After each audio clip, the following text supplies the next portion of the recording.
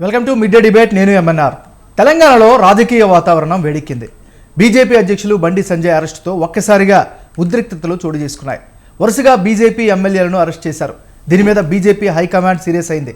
రేపు రోజంతా ఆందోళన చేపట్టాలని కేంద్ర నాయకత్వం సూచించింది.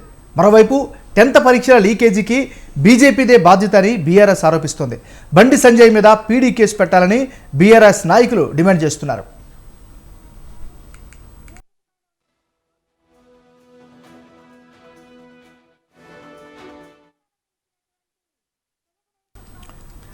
సో ఉదయం నుంచి తెలంగాణలో రాజకీయ హిట్ తారస్థాయికి చేరిందని చెప్పుకోవాలి. ఒకవైపు భారతీయ జనతా పార్టీకి సంబంధించినటువంటి తెలంగాణ చీఫ్ బండి సంజయ్ని అరెస్ట్ చేశారు.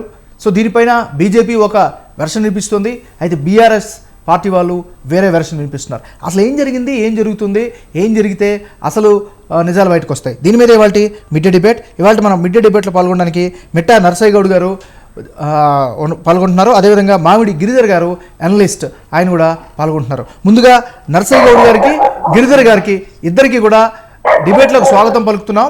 ముందుగా ఇవాళ డిబేట్ని నరసయ్య గౌడ్ గారితో ప్రారంభిద్దాం. నరసయ్య గౌడ్ గారు చెప్పండి, ఉదయం నుంచి తెలంగాణలో ఒక్కసారిగా ఈ అరెస్టులు, హడావిడ్లు ఇవన్నీ జరుగుతూ ఉన్నాయి. మీ పార్టీ తరపున భారతీయ జనతా పార్టీ నుంచి ఏ విధంగా చూస్తున్నారు టోటల్ వ్యవహారాన్ని? ముందుగా మీకు ప్యానల్లో ఉన్న పెద్దలకు, వ్యూవర్స్కు నమస్కారం. ముఖ్యంగా ఈ రోజు ప్రజాస్వామ్యంలో చీకటి రోజుగా, అంటే నిన్న ఇవాళ చీకటి రోజుగా మనం గుర్తించాలి. ఎందుకంటే ప్రజాస్వామ్య విలువలను తొక్కేసినటువంటి ప్రభుత్వాన్ని మనం చూస్తా ఉన్నాం. కనీసం భారతదేశంలో ఒక పెద్ద పార్టీ, ఒక జాతీయ పార్టీకి సంబంధించిన పార్లమెంటు సభ్యునికి కూడా ఎలాంటి హక్కులు కల్పించకుండా, కనీసం ఏ సెక్షన్ కింద కేసులు పెట్టిరు, ఎందుకు అరెస్ట్ చేస్తున్నారో తెలియకుండా మామూలు గుండాను గుంజుకొచ్చినట్టు గుంజుకొచ్చి 6 కమిషనరేట్ల పరిధిలో తిప్పుతూ ఒక 24 గంటలు, కనీసం 16-20 గంటల వరకు కూడా ఎలాంటి సమాచారం ఇవ్వకుండా తిప్పుతున్నటువంటి ప్రభుత్వాన్ని మనం ఏమనాలే?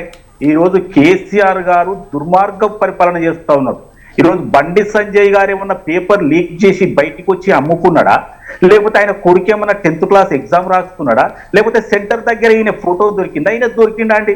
జనరల్ గా ఆయన ప్రశాంత్ అనే అతనికి పేపర్ వస్తే ఆయన అన్ని పార్టీల లీడర్లకు కనుక షేర్ చేసినట్టు బండి సంజయ్ గారు కూడా షేర్ చేసిండ్రు. ఒకవేళ అది కూడా నేరమే అయితే మరి బండి సంజయ్ గారితో పాటు మరి బీఆర్ఎస్ నాయకులు, ఎమ్మెల్యేలు అందరికీ కూడా షేర్ చేసిరని చెప్తా ఉన్నారు కదా, వాళ్ళందరినీ ఎందుకు అరెస్ట్ చేస్తలేరండి? రెండో విషయం ఏంటంటే, ఇది కేవలం డైవర్షన్ పాలిటిక్స్ కొరకు మాత్రమే చేస్తా ఉన్నాడు. ఈ రోజు టీఎస్పీఎస్సీ పేపర్ లీక్ మీద ప్రభుత్వం అపఖ్యాతి పాలైంది. ఆ తర్వాత తెలుగు పేపర్, హిందీ పేపర్ మీద కూడా పేపర్ లీకేజీల మీద అపఖ్యాతి పాలైంది. పేపర్ల లీకుల జాతర జరుగుతుందని ప్రజలంతా నమ్ముతున్నటువంటి తరుణములో దీన్ని డైవర్ట్ చేయడానికి కొరకు ఒక అంటే బాగా ఫాన్ ఫాలోయింగ్ ఉన్నటువంటి భారతీయ జనతా పార్టీ రాష్ట్ర అధ్యక్షుడు బండి సంజయ్ కుమార్ గారిని ఒక కిడ్నాపింగ్ ఫక్కీలో నిన్నటి నుండి 50-60 వెహికల్స్ పెట్టి police station to police station మార్చి ఏం చెప్పకుండా, అసలు ఏం జరిగిందో చెప్పకుండా భయభ్రాంతులకు గురి చేయడం ఒకటి. ఒకవేళ ఎవరన్నా పేపర్ లీక్ అయి బయటికి వచ్చినా కూడా ఎవరు షేర్ చేయొద్దు, చెప్పొద్దు అన్న భయం కలిగించడానికి మాత్రమే ఈ పని చేస్తా ఉన్నాడు. కానీ వాస్తవంగా ఎఫ్ఐఆర్ లో వీళ్ళు పెట్టినటువంటి 420 కానీ లేకపోతే 120B కానీ మాల్ ప్రాక్టీసెస్ యాక్ట్ కు సంబంధించిన 4, 5, 6 ఏ సెక్షన్లు కానీ ఏది కూడా న్యాయస్థానాలలో నిలబడే కేసు కాదు. కేవలం వీళ్ళ వైఫల్యాలను కప్పిపుచ్చుకోవడానికి కొరకు ప్రభుత్వము స్పీకర్లోతు అవినీతిలో కానీ లేకపోతే పేపర్ లీకేజ్ జాతరలో కానీ మునిగిపోయినట్టుగా ప్రజలు భావిస్తున్న తరుణాన్ని డైవర్ట్ చేయడానికి మాత్రమే పనికొస్తూ వాళ్ళు ఉపయోగించుకుంటారు తప్ప వేరే ఉద్దేశం కాదు. ఒక నిమిషం sir. Right got the point. ఒక నిమిషం గిరిధర్ గారి దగ్గరికి వెళ్దాం. గిరిధర్ గారు, కాసేపు రాజకీయాలను కాసేపు పక్కన పెట్టి ఇన్ జనరల్గా మనం మాట్లాడుకుంటే ఈరోజు తెలంగాణలో జరుగుతున్నటువంటి ఈ టోటల్ హడావిడిని ఏ విధంగా మనం విశ్లేషించాలి? ఈ రాజకీయ కోణం లేకుండా విశ్లేషించుకోలేం. ఫస్ట్ అది అర్థం చేసుకోవాలి. ఏదైనా కానీ ఇది రాజకీయ ప్రేరేపితమైనది అని మనకు స్పష్టంగా అర్థమవుతుంది. మనకు చట్టాలు, న్యాయాలు ఏం చెప్తున్నాయంటే, ఎవరైనా నిజంగా దోషి అంటే కనుక అతను ఏదో పెద్ద క్రైమ్ చేసి దాని వల్ల సమాజం నష్టపోతుంది అనుకుంటే ఆ కథ వేరే. కానీ ఇటువంటి ఏదైనా మన ఏమంటారంటే ఐటీ సంబంధించి ఇన్కమ్ ట్యాక్స్ మన ఇన్ఫర్మేషన్ టెక్నాలజీకి సంబంధించినటువంటి కానీ లేదా చిన్న చిన్న నేరాలకు ముందర అతనికి నోటీస్ సర్వ్ చేసి పోలీస్ స్టేషన్ లో వచ్చి నీ సంజాయిషి ఇవ్వనో లేకపోతే నువ్వు ఈ పలానా నేరం నీ మీద మోపబడింది నీ సంజాయిషి ఏంటి అని అడుగుతారు ఫస్ట్. అతనికి అవకాశం ఇచ్చిన తర్వాత కోఆపరేట్ చేయకపోతే అప్పుడు అరెస్ట్ చేయడం అన్నది నార్మల్ గా పద్ధతి, మనకు జరిగేటువంటి పద్ధతి అది. ఇప్పుడు కవిత గారిని కూడా అంతే కదా, మనకు ఎన్ఫోర్స్మెంట్ డైరెక్టరేట్ కావచ్చు ఇతరత్ర సంస్థలన్నీ కూడా ఆవిడ్ని పిలిచి ఆవిడతోటి డిబేట్ ఆవిడ్ని ప్రశ్నలు అడిగారు, దీనికి సమాధానం చెప్పమన్నారు. సమాధానం చెప్పి కోఆపరేట్ చేస్తే కనుక అరెస్ట్ చేయలేదు కదా ఇప్పటిదాకా. అరెస్ట్ అయిపోతుంది, ఈ రోజు అయిపోతుంది, రేపు అయిపోతుంది అని మన తెలుగు మీడియాలో పొద్దునుంచి సాయంత్రం దాకా నాన్ స్టాప్ 24/7 ఆవిడ అరెస్ట్ గురించే చర్చలు జరిగినాయా లేదా? ఆవిడని ఎవరన్నా అరెస్ట్ చేశారా? చేయలేదు కదా. పద్ధతి అది. మీరు నార్మల్ గా పిలుస్తారు, దాన్ని ఎంక్వైరీ చేస్తారు, ఎంక్వైరీ చేసి ఇన్వెస్టిగేట్ చేస్తారు. ఇన్వెస్టిగేషన్ లో నిజంగా అతను దోషి అని మీరు కనుక నిర్ధారించగలిగితే దానికి ఉన్నటువంటి స్టెప్స్ ఉన్నాయి. ఆ నేరం ఎటువంటిది, నేర స్థాయిని బట్టి ఇమ్మీడియట్ గా అరెస్ట్ చేయాలా, లేకపోతే అతన్ని కోర్టులో హాజరుపరిచి కోర్టు ఆదేశాల మేరకు అరెస్ట్ చేయాలా, ఇవన్నీ కూడా చర్చనీయాంశాలు. కాబట్టి ఇప్పుడు ఫర్ ఇన్స్టెన్స్ రాహుల్ గాంధీ మీద 2 ఏళ్ల శిక్ష పడింది, ఆయన ఇమ్మీడియట్ గా అరెస్ట్ చేశారా? చేయలేదే. ఆయనకు 30 రోజుల్లో 40 రోజుల్లో వెళ్ళి సుప్రీంకోర్టులోనో ఉన్నత కోర్టులో ఆయన అప్పీల్ చేసుకునే అవకాశం కల్పించారు. అయిన తర్వాత అప్పుడు కూడా ఆయన కనుక దాంట్లో కనుక ఆయనకు రిలీఫ్ రాకపోతే అప్పుడు అరెస్ట్ చేస్తారు.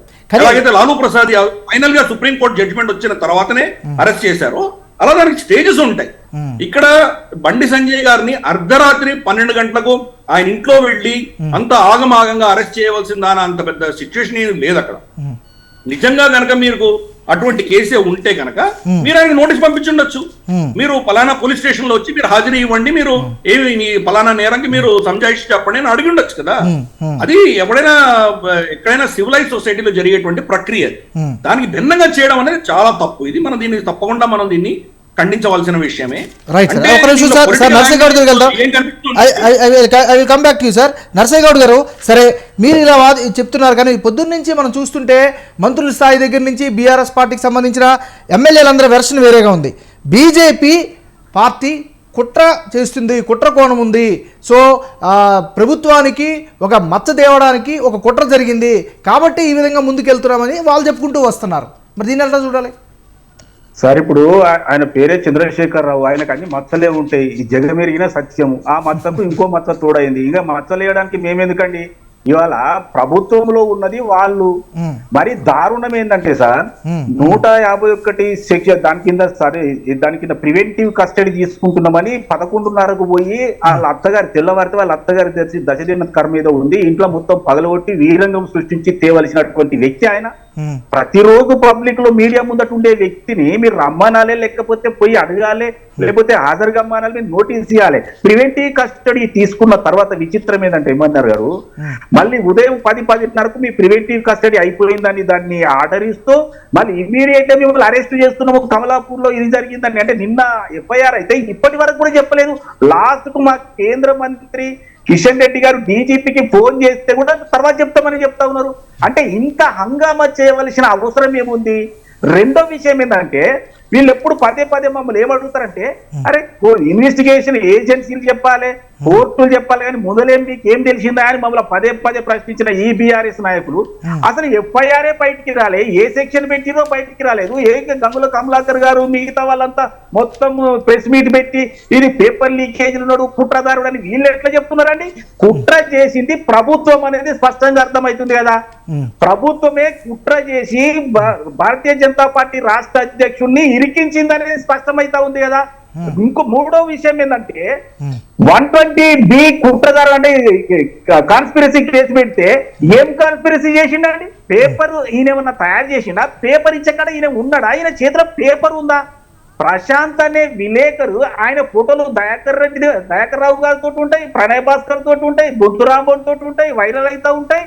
మరి ఫోటోలో ఉంటే మరి అరెస్ట్ చేసిందా? వీళ్ళందరినీ అరెస్ట్ చేయాలిగా. మరి అందరికి పోయినప్పుడు ఈయన ఎందుకు అరెస్ట్ చేస్తా ఉన్నారంటే దీనికి ఒకటే కారణం, భారతీయ జనతా పార్టీ జనంలోకి దూసుకెళ్తా ఉంది.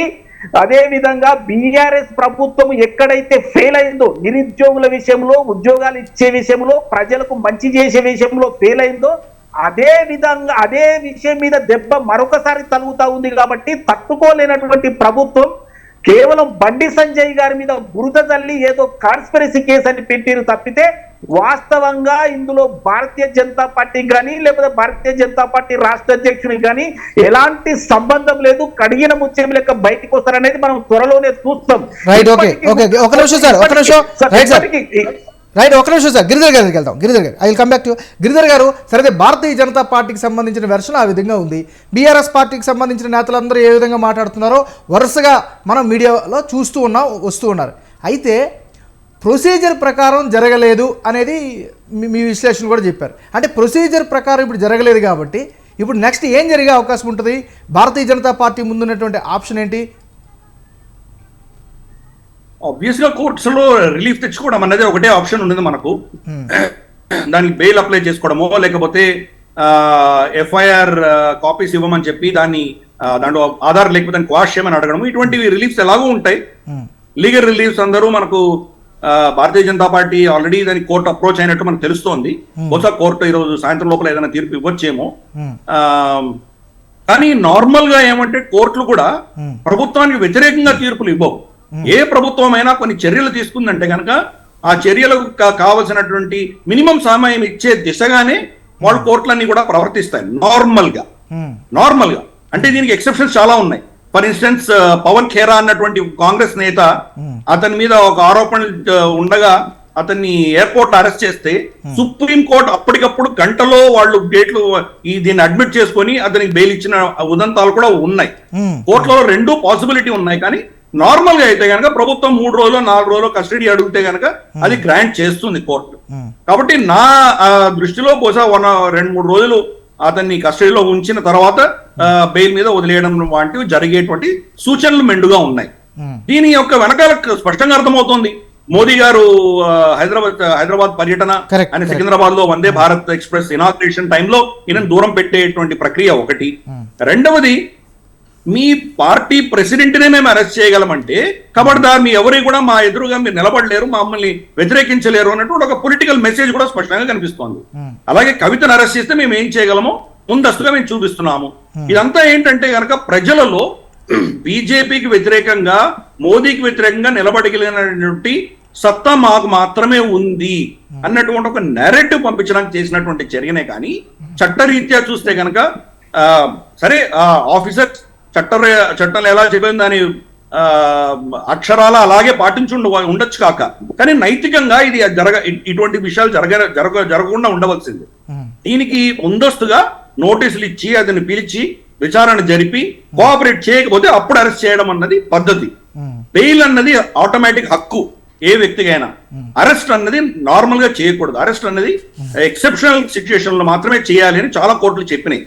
అయినా కానీ ఈ ప్రభుత్వం ఏమి నేరాలు ఆయన మీద వేశారన్న విషయం కూడా చెప్పకుండా అరెస్ట్ చేయడం అన్నది, అర్ధరాత్రి వెళ్ళి అరెస్ట్ చేయడం అన్నది, ఆయనకు రిలీఫ్ రాకుండా కోర్టులలో రిలీఫ్ తెచ్చుకోలేకుండా ఆయన అరెస్ట్ చేయడం అన్నది చాలా తప్పకుండా ఇది రాజ్యాంగాన్ని, మన rules and regulation, law and order ని వాళ్ళ ఇష్టానుసారం వాడుకున్నట్లే మనం దీన్ని భావించాలి. ఎవరు చేసినా, రేపు బీజేపీ ప్రభుత్వాలు చేసినా కానీ కూడా ఇదే మనం పరిగణించాలి. ఏ ప్రభుత్వం అయినా కానీ కూడా ఒక పర్టికులర్ పద్ధతి ప్రకారం సుప్రీంకోర్టు నిర్దేశించిన ఒక నిబంధనతోటి ఒక రూల్ ప్రకారం ప్రవర్తిస్తే బాగుంటుందని నా అభిప్రాయం. Correct sir. Rule is rule for all అనే సిద్ధాంతం పాటించాలి ఖచ్చితంగా. రైట్, ఒకసారి నర్సయ్య గౌడ్ గారి దగ్గరికి వెళ్దాం. నర్సయ్య గౌడ్ గారు, ఇప్పుడే కాసేపటి క్రితం కేటీఆర్ గారు ఒక ట్వీట్ చేశారు. ఏంటి ఆ ట్వీట్ చేశారంటే, పిచ్చోడి చేతిలో రాయి ఎంత ప్రమాదమో, పిచ్చోడి వ్యవహారం ఉండేటటువంటి మైండ్ సెట్ ఉన్నటువంటి పార్టీని నడపడం కూడా అంతే ఇబ్బందికరమని బండి సంజయ్ గారిని ఉద్దేశిస్తూ ఒక ట్వీట్ చేసినట్టుగా తెలుస్తోంది. సో దీన్ని ఏ విధంగా చూడాలి? సార్, ఇప్పుడు కేటీఆర్ గారు చేసే ట్వీట్లకు నిజంగా అంత వాల్యూ ఉన్నదంటే ఇట్లా మాట్లాడేవాడు కాదు కదా. ఏ పిచ్చోడని, బండి సంజయ్ పిచ్చోడా లేకపోతే భారతీయ జనతా పార్టీ పిచ్చిదా? సో ఈ రెండు పిచ్చోడు కానప్పుడు మరి ఈ ట్వీట్ చేసిన ఆయన పిచ్చాయన కదా. ఇవ్వండి, పిచ్చోడి చేతిలో రాయి ఉంటే వచ్చిపోయేటాళ్ళకి ప్రమాదం, అదే పిచ్చోడి చేతిలో పార్టీ ఉంటే ప్రజాస్వామ్యానికే ప్రమాదం అంటే కేటీఆర్ గారు ట్వీట్ చేశారు. సార్, ఇలా భారతీయ జనతా పార్టీ రాష్ట్ర అధ్యక్షునిగా నియమించిందంటే ఒక 15 నుంచి 18 కోట్ల సభ్యత్వం ఉన్నటువంటి పార్టీ పిచ్చిది ఎట్లయితుంది? ఈయన పిచ్చోడు అవుతాడు తప్పితే నేనేమంటున్నంటే ఈయన చెప్పిన ఆలోచన ప్రకారం నడుచుకునే పార్టీ భారతీయ జనతా పార్టీ కాదు. నువ్వేం కోరుకుంటే అది చేసేది భారతీయ జనతా పార్టీ కాదు. మీ పార్టీ ఎప్పుడు పుట్టింది, మీరెప్పుడు వచ్చిండ్రు, మీ రాజకీయ విలువలు ఎంత, మీ రాజకీయ ఎక్స్పీరియన్స్ ఎంత, మీరు హ్యాండిల్ చేసినటువంటి సమస్యలు ఏంటి? టీఎస్పీఎస్సీల పేపర్ లీక్ అయితే నాకేం సంబంధం అని చెప్పే మంత్రి గారు 5 మాటలు మాట్లాడేది. భారతీయ జనతా పార్టీ రాష్ట్ర అధ్యక్షుని గురించి మీరు ట్వీట్ చేసేది. మీరు ట్వీట్ చేయవలసింది మీరు చేసిన తప్పుల గురించి, మీరు డైవర్షన్ పాలిటిక్స్ గురించి మీరు ట్వీట్ చేయాలి తప్పితే ఇలా ఎవరి కాదండి. నేను ఒక్కటే అడుగుతున్నా, 30 కోట్ల నిరుద్యోగులు ఉంటే వాళ్లకు సంబంధించిన టీఎస్సీ పేపర్లు వరుసగా లీక్ అవుతా ఉంటే రాష్ట్ర ముఖ్యమంత్రి గారు స్పందించారా అండి? ఎవరిని అనాలండి? ఇప్పుడు మీరు వాళ్ళు వాడిన మాటను ఎవరిని అనాలి? ఎవరు పిచ్చోళ్ళండి? ఇలా 30 లక్షల మంది నిరుద్యోగులు, ఒక్కొక్కరి ఇంట్లో 4 సభ్యులు ఉంటే 1 కోటి మందికి సంబంధించిన సమస్యకు సంబంధించి ఒక రాష్ట్ర ముఖ్యమంత్రి, ఉద్యమ నేతగా వచ్చి ముఖ్యమంత్రి అయినటువంటి చంద్రశేఖర్ రావు గారు స్పందించరా అండి? మరి ఎప్పుడు స్పందిస్తారా అండి? దేని కొరకు స్పందిస్తారు? అంటే కేవలం డైవర్షన్ పాలిటిక్స్ కొరకే స్పందిస్తారా? ఈ రోజు ఒకవేళ మీరు చేసినటువంటి తప్పే భారతీయ జనతా పార్టీ ప్రభుత్వం కేంద్ర ప్రభుత్వం చేయదలుచుకుంటే ఇలా కవిత గారు బయట తిరిగేవారా అండి? వారికి అవకాశం ఇచ్చిర్రు, వారు 3 సార్లు అటెండ్ అయినప్పటికీ కూడా లీగల్ కోర్స్ వాళ్ళకి ఇచ్చిర్రు, వాళ్ళ అడ్వకేట్ ని పిలిచిర్రు, వాళ్ళకి అవకాశం ఇచ్చిర్రు, సుప్రీంకోర్టు వాళ్ళు కోర్టుకు పోయిండ్రు, ఆ తర్వాత మేము కేవీఎట్ వేసినాం. ఇన్ని అవకాశాలు ఎట్లా వస్తాయండి? ఏదో ఒక సాకు మీద అరెస్ట్ చేయకపోతుండేదా? కానీ నర్సయ్య గారు ఒకటే మార్నింగ్ నుంచి ఒకే లైన్లో బీఆర్ఎస్ పార్టీ వాళ్ళందరూ కూడా ఒకటే మాట్లాడుతున్నారు. పేపర్ లీక్ వ్యవహారంలోనే కుట్ర దాగి ఉంది కాబట్టి వేలాది మంది విద్యార్థుల బంగారు భవిష్యత్తు కోసమే మేము ఈ రోజు ఇలాంటి యాక్షన్ తీసుకుంటున్నామని అందరూ చెప్తున్నారు. ఆ పార్టీ మమ్మేనార్ గారు, మామిడి గిరిధర్ గారు ఒక్క సెంటెన్స్ లో చెప్పిందండి, వారు పీకల్లోతు ఈ అవమానాలలో అంటే పేపర్ లీకేజీ జాతరలో మునిగిపోయినారు, ప్రజలంతా వారికి వ్యతిరేకంగా ఉన్నారు కాబట్టి దీని బురదను ప్రతిపక్షాలకు ఇంత అంటించాలన్న ఆలోచనతోటి ఒకే అంటే ప్రగతి భవన్ నుంచి ఆదేశాలు వచ్చిన ప్రకారం మాత్రమే అదే వాక్యం మాట్లాడుతూ ఉన్నాడు. ఇంకొక యువ ఎమ్మెల్యే అంటాడు, మోడీ షా గురించి కుట్ర చేసి ఇదంతా చేసిండని కూడా మాట్లాడుతున్నాడు. అంటే ఇదంతా కేవలం ఒక నరేటివ్ ప్రజలలోకి పంపించడానికి, ఎస్టాబ్లిష్ చేయడానికి ప్రయత్నం చేస్తున్నారు. కానీ ఈ రోజు వాళ్ళు తీసుకున్న లైనే తప్పు.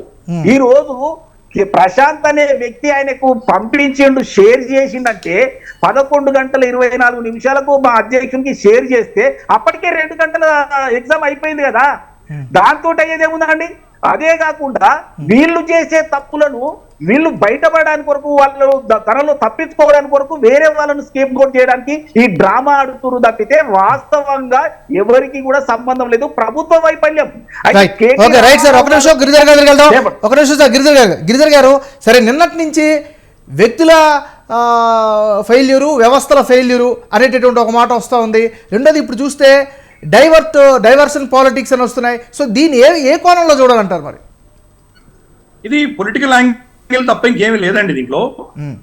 టిఆర్ఎస్ వాళ్ళు ఇప్పుడు బీఆర్ఎస్ అయ్యారు కాబట్టి దేశవ్యాప్తంగా బీజేపీకి వ్యతిరేకంగా నిలబడగలిగినటువంటి దమ్మున్న ధైర్యం ఉన్న పార్టీ మేమే అని దేశంలో నిరూపించుకోవడానికి చేసినటువంటి ఒక చర్య.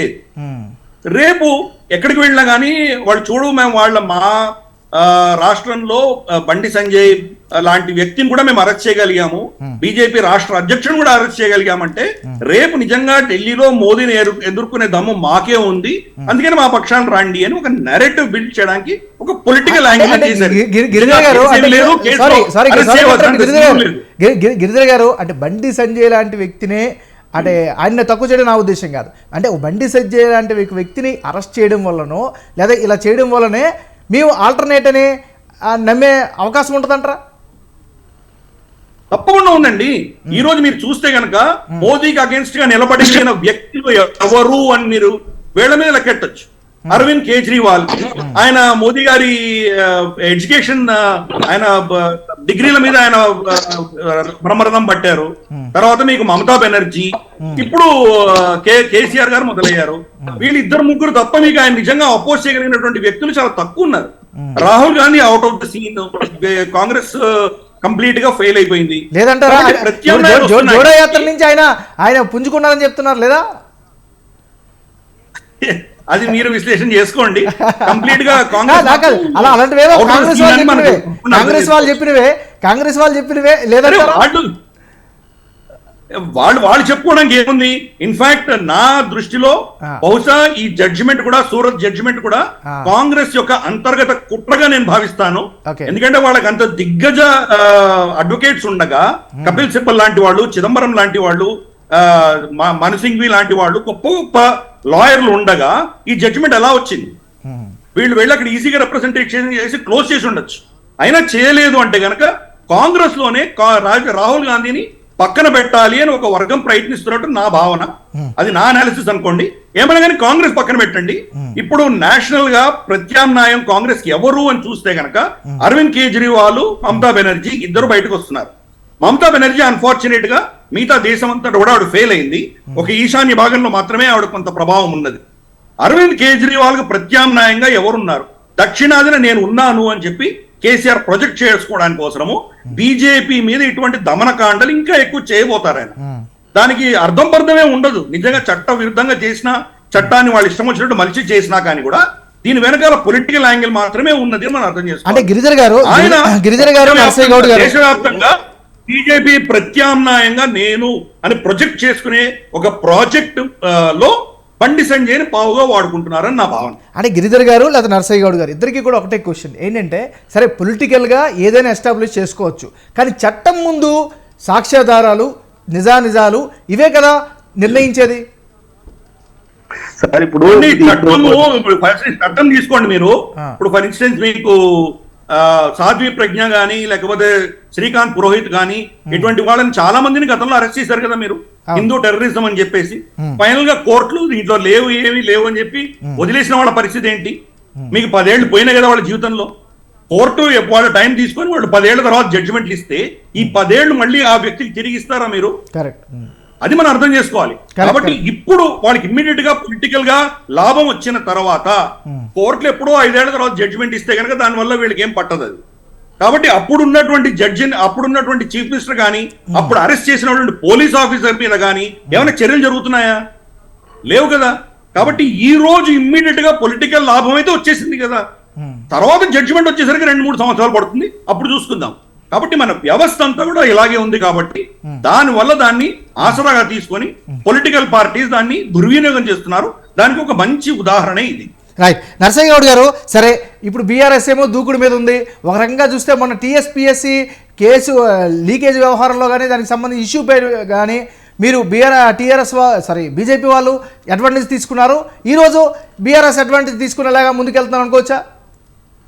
సార్ ఇప్పుడు బీఆర్ఎస్ కు అడ్వాంటేజ్ అని ఎవరైనా అనుకుంటే నేనైతే ఒప్పుకోను. ఎందుకంటే వాళ్ళ పోయి వాళ్ళే తీసుకున్నారు. ఈ రోజు బండి సంజయ్ కుమార్ పట్ల వాళ్ళు వ్యవహరించిన తీరు, పెట్టినటువంటి సెక్షన్స్ రేపు పొద్దుగాల కోర్టులో ప్రూవ్ చేయలేక ఎమ్మెల్యేల పోచిగేట్లో ఎట్లాగైతే సతికిలబడ్డారో ఇందులో కూడా తప్పనిసరి సతికిలబడతారు. రెండో విషయం ఏంటంటే, ఈ రోజు వీళ్ళు చేసినటువంటి ఈ చర్య పొలిటికల్ హీట్ పెంచింది. ఈ హీట్ లో ఎవరు కొట్టుకపోతారనేది భవిష్యత్తులో మనకు తెలుస్తుంది తొందరలోనే. ఎందుకంటే ఎవరైనా అన్యాయానికి పోకూడదు అనేది భారతీయ జనతా పార్టీ కోరుకుంటుంది. మరి మీరు అన్యాయానికి పోయినప్పుడు మరి మిగతా వాళ్ళు కూడా అట్లనే ఆలోచన చేస్తే మీరు ఎక్కడ ఉంటారో కూడా తెలుసుకోవాలి కదా. మీరు ఎప్పటికీ బతికినంత కాలం మీరే అధికారంలో ఉండరు కదా. ఈ రోజు మీరున్నారు, రేపు మేము ఉంటాము. మరి మేము ఉన్నప్పుడు కూడా ఇదే పని చేయాల్సి వస్తుంది కదా. కాబట్టి ఎవరున్నా చట్ట ప్రకారం నడుచుకుంటే ఏ ఇబ్బంది ఉండదు. నిజంగా తప్పులు అదే నిజమైతే నేను ఒకటే అంటున్నా, మరి ఐటీ శాఖలో ఇప్పుడు టీఎస్పీఎస్సీలో తప్పు జరిగింది అంటే దానికి సంబంధించిన శాఖ ఎవరండి? వీళ్ళు మన కేటీఆర్ గారే కదా. మరి కేటీఆర్ గారికి మీరు నోటీస్ ఇచ్చిరా, స్టేట్మెంట్ తీసుకున్నారా, పిలిచి మాట్లాడిరా? లేదు అంటే ఆయన మొత్తం వివరాలన్నీ తీసుకొని మీడియాకు చెప్తా ఉంటారు. దానికి ఆయన ప్రెస్ మీట్ పెట్టి చెప్పారు కదా, రాష్ట్రంలో ఉన్న ప్రతి కంప్యూటర్కి నాకు ఏం సంబంధం ఉంటుంది అనేది కూడా ఆయన చెప్పారు కదా. ఇప్పుడు ఆయన చెప్పి ట్వీట్ చేసి చూడండి ఎవడు పిచ్చోడు అనేది ఇప్పుడు తెలుస్తుంది వాస్తవంగా. ఇప్పుడు నువ్వు బాధ్యత గల ముఖ్యమంత్రి తర్వాత ముఖ్యమంత్రి వ్యక్తిని మీరు ఆ మాట మాట్లాడితే, ఒకవేళ మీరు కేసు సంబంధం లేకపోతే ఏం చేసుకుని ఎందుకు చెప్పారండి? మీరు ప్రతిదానికి మీడియా సమావేశానికి వచ్చి నేను తగుదరమ్మా అని చెప్తా ఉంటారు. ఇద్దరు చిన్న వ్యక్తులు చేసిందంటే మరి ఇలా మీ సిట్టు మీరేసినటువంటి సిట్టే 10-15 మందిని అరెస్ట్ చేసింది కదా. ఇలా ప్రతిపక్షాలు గగ్గోలు పెడుతున్నాయి కాబట్టి జనార్దన్ రెడ్డి గారిని, మిగతా లింగారెడ్డి గారిని, మిగతా వాళ్ళకు స్టేట్మెంట్ కూడా తీసుకుంది కదా. ప్లస్ ఇంకొకటి ఏంటంటే ఇప్పుడు వందే భారత్ రైలు ప్రారంభించడానికి ఈ ప్రధానమంత్రి గారు వస్తున్నారు కాబట్టి దీన్ని కూడా డైవర్ట్ చేయాలి. అంటే ఇప్పుడు ఉన్నటువంటి సినారియో ఏంటంటే పూర్తిగా ప్రజలు వ్యతిరేకంగా ఉన్నారు టీఆర్ఎస్ ప్రభుత్వానికి. సరే ఎవరు నర్సయ్య గారు మనకు టైం అవుతుంది కాబట్టి నర్సయ్య గారు ఒక్క నిమిషం. సరే ఏదేమైనా ఇప్పుడున్న పరిస్థితుల్లో బీజేపీ ధీటుగా ఎదుర్కోవడానికి సిద్ధంగా ఉందా ఇటువైపు న్యాయపరంగా కానీ పొలిటికల్గా కానీ? సార్ భారతీయ జనతా పార్టీకి వచ్చే నష్టం ఏమి లేదు. వారు అనుకుంటున్నారు ఏంటంటే మేము బండి సంజయ్ గారిని మేము టెర్రరిస్టును అరెస్ట్ చేసినట్టు చేసి కార్డులు మార్చి ఏం చెప్పకుండా మేము ఏమైనా చేయగలిగాని వాళ్ళు ఇలా విర్రవీగవచ్చు. కానీ కోర్టులో నిలబడాలి కదా, కోర్టులో మాకు న్యాయం జరుగుతుందని మేము నమ్ముతా ఉన్నాము. ఆల్రెడీ ఎన్టీఎస్ కార్పస్ కూడా హైకోర్టులో వెళ్ళింది.